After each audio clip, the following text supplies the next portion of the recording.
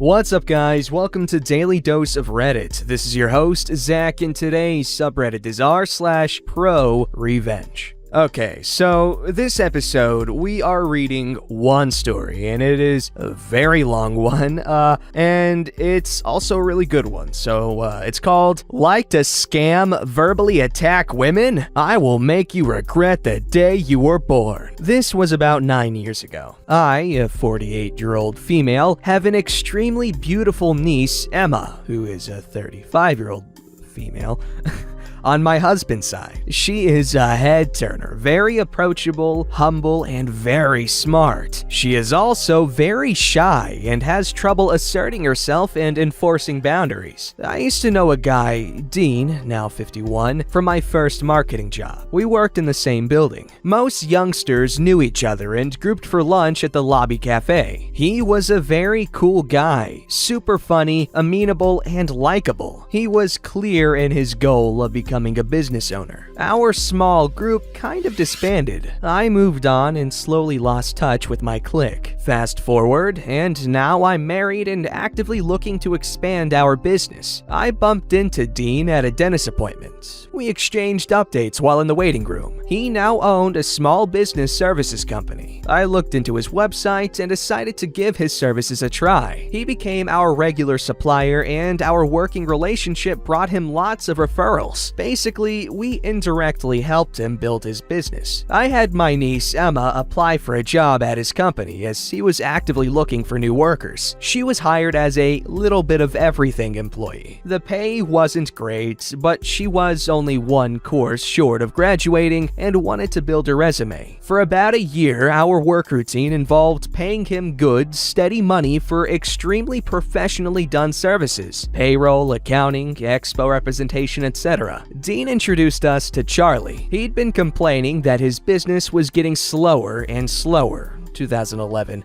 The recent recession was hard to climb out of for many small business owners. Charlie was some sort of consultant. I use the term sort of because his actual scope wasn't clear. Charlie seemed like an okay guy, very formal and polite, with just the right balance between seriousness and smiles. We were invited to a business meeting so that Dean could discuss some stuff and hear our input. This wasn't rare. Dean and I had been avid brainstorming partners, and our sessions helped each other back when we first met. We had periodical discussions after we reconnected. I wouldn't discuss my business with him for ethical reasons, but I didn't mind hearing him out and perhaps offering my opinion. Charlie and Dean presented a business opportunity, but my husband and I passed. At the end of dinner, everyone pitched in, but the tab was $90 short. Charlie apologized for not having money on him and directly asked my husband to cover him. We covered his portion because we felt we were put on the spot. I made up my mind that if the guy didn't pay us back, I would have Dean reimburse the expense. Husband and I left the restaurant and discussed our dinner surprise. We decided to drop it to avoid getting paranoid. We didn't really know this guy, and Dean didn't seem bothered at all. Charlie paid us immediately, like at 10 o'clock the next morning. He was contrite and apologetic. Charlie became a fixture at Dean's office. Dean had a change in behavior. He seemed hungry and thirsty for fast money schemes and quick success. They spent the day on meetings about mostly every MLM in the book. With Dean constantly out of his office, the quality of services dropped significantly. We had to chase him to deliver things on time. We needed to stress the importance of timelines, etc.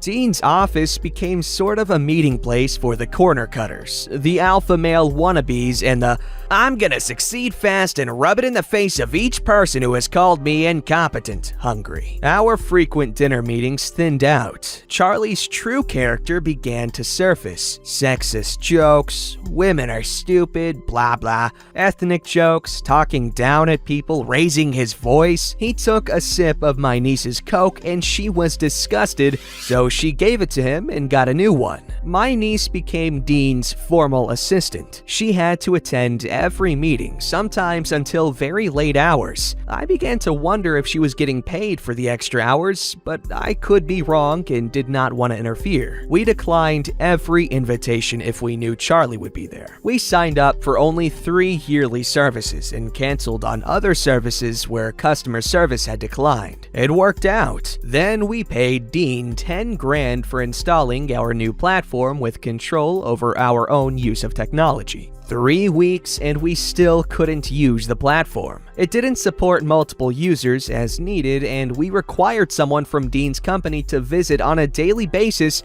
because we couldn't get it running. We simply asked for our money back. Dean agreed and paid us $2,000 and promised the other $8,000 in installments. I asked for a personal meeting because I needed the whole thing solved. We paid our money, had no service, and still had to wait to get my full refund? Really? By then, Charlie had taken full control and was running the show. Crucial employees randomly got fired. Charlie yelled at everyone and made decisions with Dean never saying a word. My niece looked unhappy. Dean had her carry his suitcase and had her constantly serve Charlie some coffee. I did not appreciate the crude jokes he directed at her either. Dean did nothing, but I stood up for her. Charlie didn't like being challenged, so the atmosphere got really tense. Too many things didn't add up. Charlie painted himself quite the 007 type. He was a former college professor, former business owner, and former marketing director. He spent months away from home and dramatically described one fateful New Year's Eve he spent alone on a plane. Because he was extremely necessary for the company, so he became a workaholic. As the final straw that caused the end of his marriage. He was a fast talker, good with numbers, and knowledgeable. He claimed long motorcycle rides in exotic places such as Italy, yet he had no car, was living at a friend's house, and showed limited proficiency. I pressed for my money, and Charlie went ballistic. He tried to put me in a corner and tried to intimidate me. Because if you were, you wouldn't need our services. Answer my question or shut up and stop talking because you don't know what you're doing. I answered I wasn't an expert. He replied, then close your frickin' mouth. I got up and told him, I'm no expert, but I'm the paying client. I warned him to watch his mouth and that he would not get a second warning. My relationship with Dean was strained. He did not stand up for me, not as a friend, but as a client. I told Dean I would never again deal with Charlie on no uncertain terms. I canceled all accounting and payroll services immediately. Zero trust. I researched Charlie's background. None of his corporate experience checked out. He had an extensive criminal record: gender violence, bank and wire fraud, securities fraud,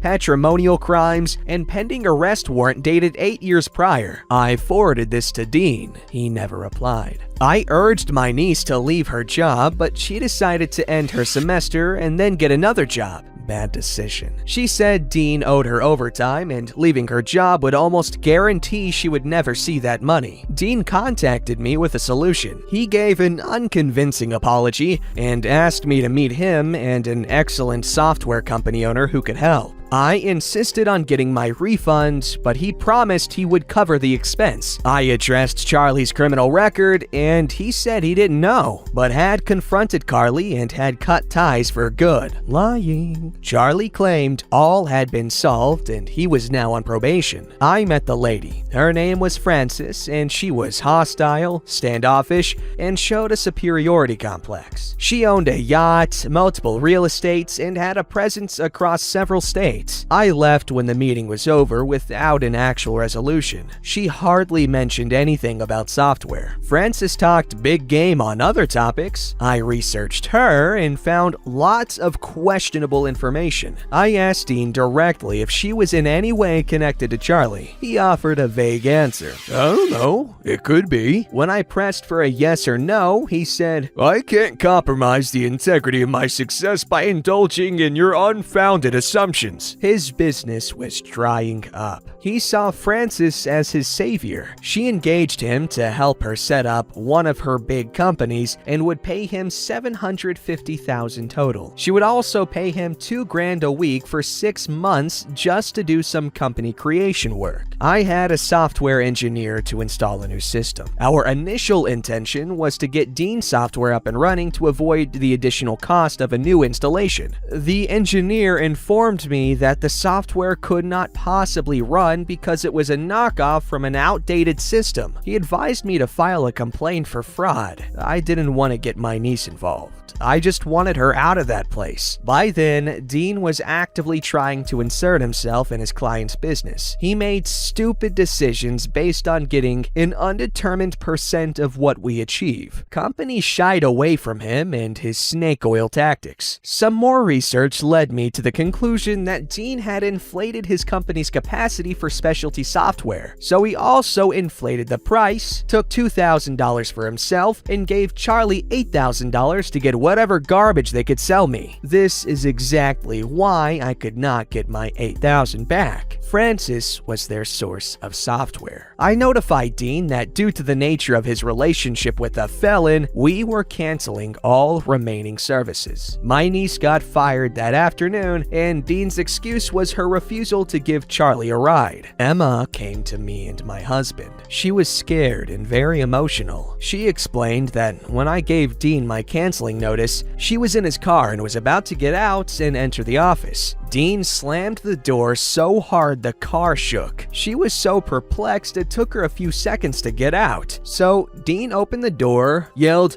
"Frickin' move!" The situation with Charlie had also escalated. Emma addressed this at work, but Dean's response was, "Grow up, toughen up. How do you expect to make it in this cutthroat world if you're gonna be so sensitive?" Charlie's jokes became overtly sexual and explicit. There was one incident months earlier. Charlie was drunk after yet another failed business meeting. Dean ordered Emma to drive Charlie home. He tried to sexually assault her during the ride. He claimed he couldn't remember, therefore it never happened. This time, she refused to be Charlie's driver, and a potential violation of a horrible manner victim. Dean fired her after ranting about how Charlie was being targeted by losers and faithless know-it-alls. He got into a power trip and became verbally abusive, calling her a Miss Goody Two-Shoes and reminding her that she had been able to eat the whole time she worked for him because he paid her out of pity. He emailed her that due to her insubordination, lack of honesty, and malicious manipulation, her duties were terminated, effective immediately. My husband and I supported her. We paid a good lawyer. This was no longer just about money. I went straight to the restaurant where Dean and Charlie routinely held their meetings. I confronted Dean in front of his clients and warned Charlie that his luck had ended. Next time I see him, he would need to suck his own Richard. I became very attentive to detail. I researched all types of records and found that Charlie had jumped probation and the arrest warrant was still in effect. The legal system had failed miserably at finding him. He had felonies in multiple states, and the supposed time doing business overseas was actually jail time. Emma proved her case on sexual harassment, and Dean had to pay $15,000 in owed salary and punitive damages, and had to pay some fines. I contacted as many of his former fired employees as possible via Facebook and encouraged them to sue him. 3 of them actually did. 1 of them won. I wanted him under legal and financial strain. He was ordered to refund my money plus legal costs. The judge didn't accept his "but it's Charlie's fault" excuse. My contract was direct with Dean, not Charlie. He also had to pay me for breach of confidentiality because Charlie wasn't his employee nor a legally bound business partner. The courts opened a new investigation over potential financial fraud and theft of information, identity, etc., as Dean had access to client client's accounting and payroll information with lots of data. A new order of apprehension was issued against Charlie, but he ran. The judge ordered Dean's business permanently closed. A forfeiture notice was issued. I saw on his Facebook business page an announcement that Dean had been invited as a guest lecturer in a nearby college, and I knew this from the beginning. I contacted them and voiced my concern over an unqualified professor teaching at their institution. I leaked his lack of academic standing by trolling their propaganda. They ended up announcing a different professor for the course without further explanation. During that fall, a former coworker called my niece to give her the news that Francis had been arrested by the feds for a fraud scheme.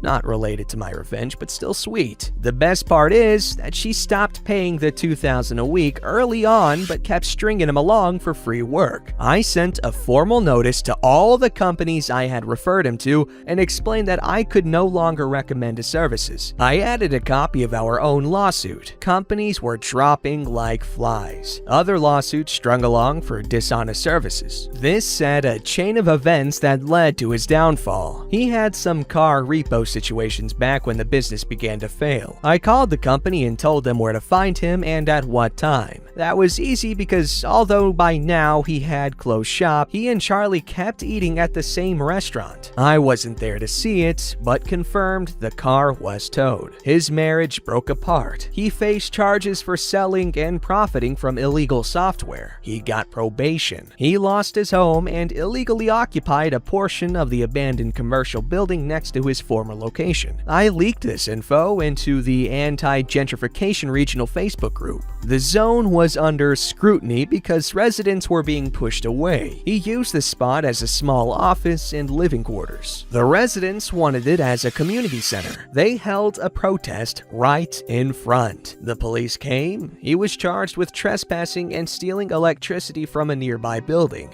Goodbye probation. Charlie was harder to nail. He disappeared for years. I could not find him. Again, he later gained confidence. His social media became moderately active. He claimed to own some bogus business. He never appeared in any of his pictures posts. I pondered whether he was posting from inside of jail or something. I went to his aunt's profile. She posted regularly. Some pictures showed him doing family gathering stuff. I found out via her comments that he now had a young child and his legs were amputated from too much drinking, poor control over his blood sugar. Same bad person. Frickin' liar. Picture caption, "Happy birthday, dear son, even though cold-hearted people are keeping us apart." I found out he had an unpaid child support case. I anonymously contacted both the baby mama and the child support division. I gave them everything. His aunt's address and every freaking place I knew he visited. He was arrested and new charges were filed, including sexual battery, I don't know about this one, and financial abuse of a mentally ill adult. I only recovered $3,000 out of the $8,000 he took. My case against him lasted almost 2 years, but seeing him all pale and listening to his trembling voice during the court hearings was more than enough. The case took a toll on his already weakened health. His hands trembled. He cried and got ill when he was sentenced. He just kinda dropped his head and became super pale. Then he motioned his head to each side and shivered as he got help from the medics. I remember the judge's opening sentence was, "I'm tired of this case. In over 10 years, I've read your name in multiple warrants and yet you avoid responsibility, forcing us to spend taxpayer money on tracking you. What's wrong with you? You plead and bring up your health problems, but none of that deterred you from stealing, abusing, and debilitating the integrity of those under your influence." I smiled at his face as many times as I could when the judge wasn't looking. He served 4 years out of a 36-year sentence and died in 2019. Wow. That guy had issues. I don't have much to say about it, but golly. Well, first of all, really good on there to care so much, as everyone should, honestly, but not everyone does. But yeah, that was definitely pro-revenge. Hope you guys enjoyed. Don't forget to like, subscribe, and hit that bell to never miss an episode.